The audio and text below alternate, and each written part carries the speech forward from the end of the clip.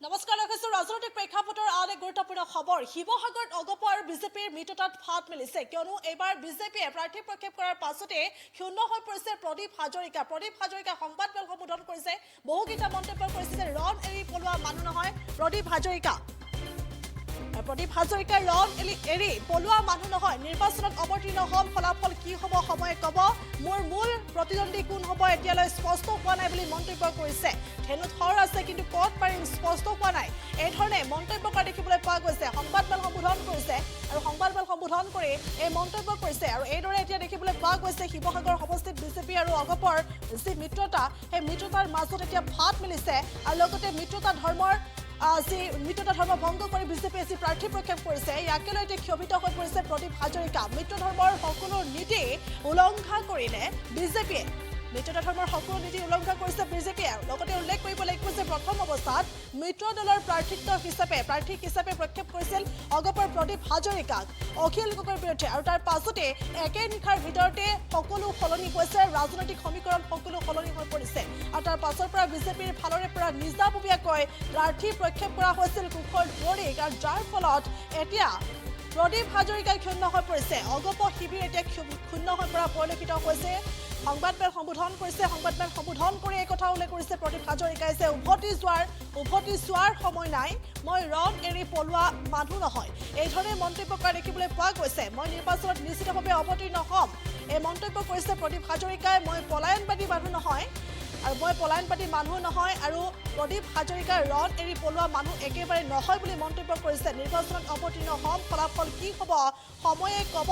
এই ধৰণে মন্তব্য কৰা দেখিবলৈ পোৱা গৈছে আৰু লগতে মোৰ মূল প্ৰতিদ্বন্দ্বী কোন হ'ব সেই ছবি এতিয়ালৈকে স্পষ্ট হোৱা নাই ধনু থৰ আছে কিন্তু ক'ত মাৰিম সেইটো এতিয়া স্পষ্ট হোৱা নাই আৰু অচিৰেই লক্ষ্যস্থান স্পষ্ট হ'ব বুলিও মন্তব্য কৰিছে প্ৰদীপ হাজৰিকাই সংবাদমেল সম্বোধন কৰি এই মন্তব্য কৰা পৰিলক্ষিত হৈছে আৰু এইদৰে এতিয়া মিত্ৰতা ধৰ্ম ভংগ কৰি বিজেপিৰ প্ৰাৰ্থী প্ৰক্ষেপৰ পাছতে ক্ষোভিত হৈ পৰিছে প্ৰদীপ হাজৰিকা এই মুহূৰ্তত কিছু মন্তব্য আছে সেই মন্তব্য আগবঢ়াইছে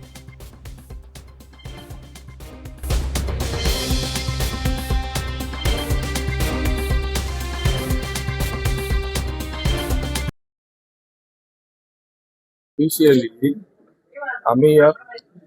নমিনেশ্যন দিছোঁ চবেই গম পাইছে শিৱসাগৰ চবেই গম পাইছে যে প্ৰদীপ হাজৰিকাই NDA প্ৰাৰ্থী হিচাপে আজি শিৱসাগৰ ৰিটাৰ্ণিং অফিচাৰ নমিনেশ্যন দিছে চবেই গম পায়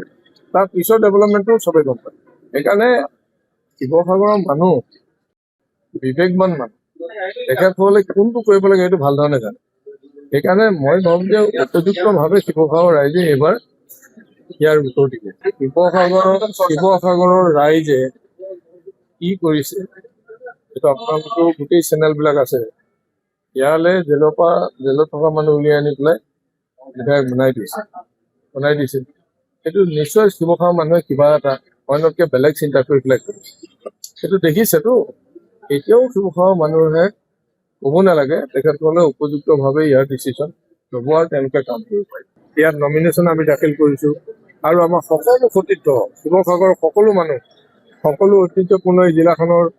মানে হিন্দু মুছলমানকে আদি কৰি যি আমাৰ সম্পৰ্ক আছে সকলো মানুহ ওলাই আহিছে সকলো মানুহে আজি শিৱসাগৰখনক উদ্ধাৰ কৰাৰ কাৰণে এই মানে NDA প্ৰাৰ্থীৰ পক্ষে তেওঁলোকে আগবাঢ়ি আহিছে সেইকাৰণে এই কথাটো মই আপোনালোকৰ এই চেনেলৰ যোগেদি স্পষ্ট কৰিছোঁ মোৰ প্ৰতিনিধিত্বটো এতিয়া ক্লিয়াৰকৈ ওলোৱাই নাই পৰিষ্কাৰকৈ ওলোৱাই নাই নহয়